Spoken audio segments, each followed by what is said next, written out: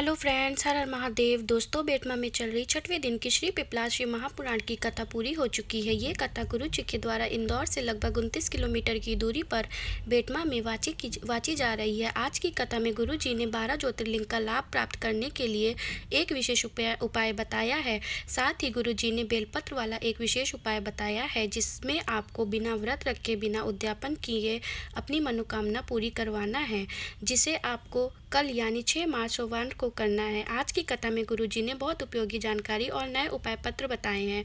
आज की कथा में कई उपाय पत्रों की जानकारी भी दी गई है। सभी की जानकारी आपको इस वीडियो के माध्यम से हम देंगे। यदि आपने किसी कारणवश आज की कथा नहीं सुनी है, पूरी कथा का रास्ता तो आपको इस छोटे से वीडियो के माध्यम से प्राप्त हो जाएगा। तो बढ़ते हैं आज की कथा की पहली जानकारी की ओर। कथा में आकर बैठने का क्या पुण्य होता है? जब लाखों लोग एक साथ बैठकर भगवान का नाम लेते हैं तो उसका जो पुण्य होता है वहां बैठे सभी व्यक्तियों तथा संसार के सभी व्यक्तियों को हो जाता है। बढ़ते हैं आज की कथा की दूसरी जानकारी की ओर। गुरु जी ने कहा, आपको कभी फैशन में नहीं डूबना है, क्योंकि एक छोटी सी बुरी आदत से अगर आपको बड़ी बीमारी हो जाती है तो उसका परिणाम भी पूरे घर के सदस्यों को मिलता है। मेरे महादेव कभी भी नशा नहीं करते और ना ही किसी को नशा करने को कहते हैं। बढ़ते हैं आज की कथा की तीसरी जानकारी की ओर। एक पत्र आया जिसमें नाम गुप्त रखा गया। उस पत्र में लिखा है कि मेरे पति सालों से बहुत शराब पीते थे, कोई हमसे बातें भी नहीं करता था और सभी बहुत मजाक बनाते थे। लोग मेरे पति को मारते और नाली में भी पटक देते थे। हमने सारी जगह से इलाज कराया पर उनका शराब नहीं छूट रहा था। रात को 2-2 बजे तक घर आते थे। मेरे बच्चे और हम सब बहुत परेशान हो गए थे।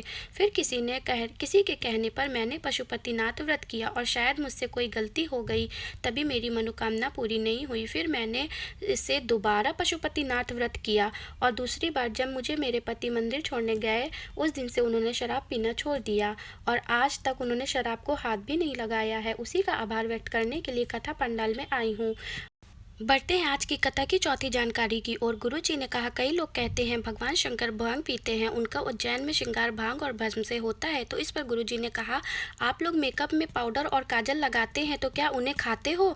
नहीं ना। उसी तरह भगवान का श्रृंगार भांग और भस्म से होता है, पर महादेव कभी भी नशे वाली चीज़ों का सेवन नहीं करते हैं। बढ़ते हैं आज की कथा की पांचवी जानकारी की ओर। स्त्री से उसकी उम्र नहीं पूछी जाती, क्योंकि वह दूसरों के लिए जीती है। पुरुष से उसकी आयु नहीं पूछी जाती, क्योंकि दूसरों के लिए वह कमाता है। बढ़ते हैं कथा की आज की छठवीं जानकारी की ओर। गुरु जी ने कहा, अभिमान अगर आए तो आपको झुकना सीख जाना है, विनम्र होना सीख जाना है, निवेदन करना सीख जाना है, तो आपके जीवन का कल्याण हो जाता है। बढ़ते हैं आज की कथा की सातवीं जानकारी की ओर। ललित जी पत्र लेकर आए। मेरे पापा की तबीयत बहुत खराब हो गई थी और हमने उन्हें हॉस्पिटल जाने को कहा, पर वो हमारी नहीं सुनते थे, हॉस्पिटल नहीं जाते थे। फिर उन्हें सांस लेने में परेशानी होने लगी और डॉक्टर को दिखाया तो डॉक्टर ने उनकी दोनों किडनी खराब बता दी। फिर हमने दूसरे हॉस्पिटल लेके गए, वहाँ भी डॉक्टर ने किडनी को खराब बता दिया। इसके बाद उन्होंने आंखें भी बंद कर ली। डॉक्टर ने कहा, अब बचने की उम्मीद नहीं है, पर हमारे परिवार में किसी ने कहा, घबराओ मत, सीहोर से रुद्राक्ष लेकर आ जाओ। फिर हमने रिपोर्ट दिखाकर रुद्राक्ष लेकर आ गए और 2-2 बूंद रुद्राक्ष को गलाकर उसका जल देना शुरू कर दिया। उनकी आंखें खुल गई हैं। डॉक्टर ने बताया अब उनकी किडनी भी काम करने लगी है और अब वह उनकी सभी रिपोर्ट्स नॉर्मल हो गई हैं। उसी का आभार व्यक्त करने के लिए कथा पंडाल में आए हैं। बढ़ते हैं आज की कथा की आठवीं जानकारी की ओर। स्वाति राहुल जी पत्र लेकर आई। मेरे पति ने चुनाव लड़ा पर वो हार गए। फिर उन्होंने मुझे कहा, तुम चुनाव लड़ो। मैंने मना कर दिया। उस पर उन्होंने कहा, तुम इतना शिव पूजन करती हो और मैं देखना चाहता हूँ पशुपतिनाथ व्रत का क्या प्रमाण है। और गुरुजी आपको बताना चाहेंगे, बेटमा में जोरदार तरीके से विजय प्राप्त की है हमने। उसी का आभार व्यक्त करने के लिए कथा पंडाल में आए हैं। बढ़ते हैं आज की कथा की नवी जानकारी की ओर। एक पत्र आया था जिसमें लिखा था, अक्टूबर 2022 में ये गुमशुदा हो गए थे। तब परिवार वालों ने श्री शिवाय नमस्तुभ्यम का जाप करना शुरू किया, मंदिर में जाकर पूजन शुरू किया और बाबा की कृपा से 2023 में ये व्यक्ति शिव मंदिर में प्राप्त हो गए। उसी का आभार व्यक्त करने कथा पंडाल में आए हैं। बढ़ते हैं आज की कथा की नवी जानकारी की ओर। गुरु जी ने महादेव को की होली का जिक्र करते हुए कहा, शिव मंदिर में जाकर चंदन का जल शिवलिंग पर चढ़ाना है और आपको एक बात अपने जीवन में याद रखना है, शिव जी को आप घी का दीपक लगा रहे हो तो जो घी आप यूज़ करते हैं वही चढ़ाओगे। थोड़ा सा ही चढ़ाओ, पर ओरिजिनल चढ़ाओ, शुद्ध होना चाहिए। होली का त्यौहार आने वाला है, तो इस होली पर जब आप महादेव के साथ होली खेलेंगे तो आपको अपने जल कलश में थोड़ा सा चंदन डाल लेना है। फिर अष्टगंध चंदन भी डाल सकते हैं और उस कलश का जल आपको शिवलिंग पर अर्पित कर देना है। इस प्रकार से आपको घर के नज़दीक में जो भी शिवालय है वहाँ जाकर जल अर्पित करके होली मनानी है भगवान के साथ। बढ़ते हैं आज की कथा की 11वीं जानकारी की ओर। गुरु जी ने बताया सीहोर में 9 मार्च को सुबह 10 बजे से महादेव की होली मनाई जाएगी और सीहोर के आसपास के लोगों को महादेव की होली मनाने के लिए आमंत्रित किया है।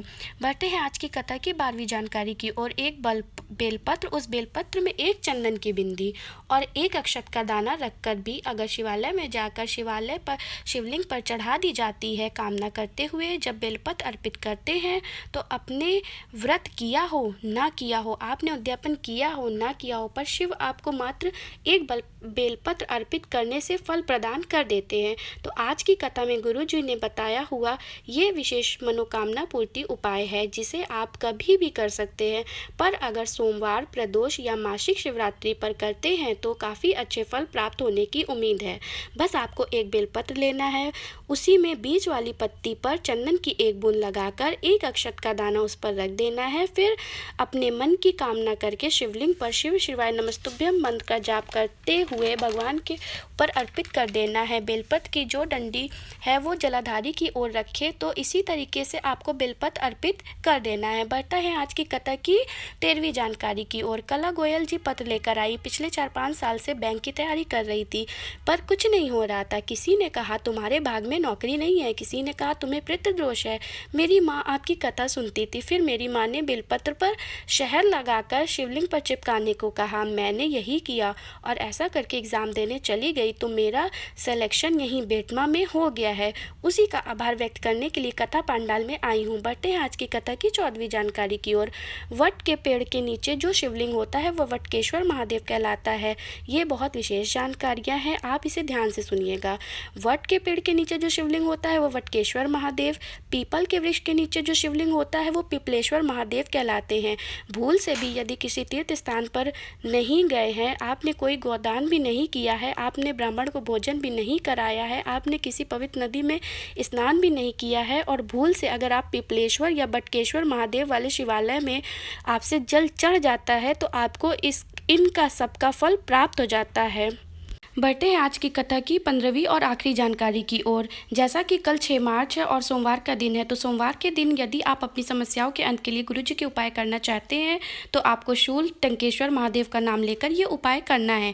जिस भी व्यक्ति को त्वचा रोग हो, सफ़ेद रोग हो, सफ़ेद दाग या काले दाग, आँखों के नीचे कालापन या पिंपल जैसी समस्याएँ हो, तो प्रत्येक सोमवार को आपको यह उपाय करना है। आपको शूल टंकेश्वर महादेव का नाम लेकर शिवलिंग पर जल चढ़ाना है और जलाधारी से आ रहे थोड़े से जल को जलपात्र में ले लेना है। फिर उस जल का जहां आपको त्वचा रोग है या आंखों के नीचे कालापन है वहां लगा लेना है और थोड़े से जल को शूल टंकेश्वर महादेव का नाम लेते हुए 3 बार आचमन कर लेना है।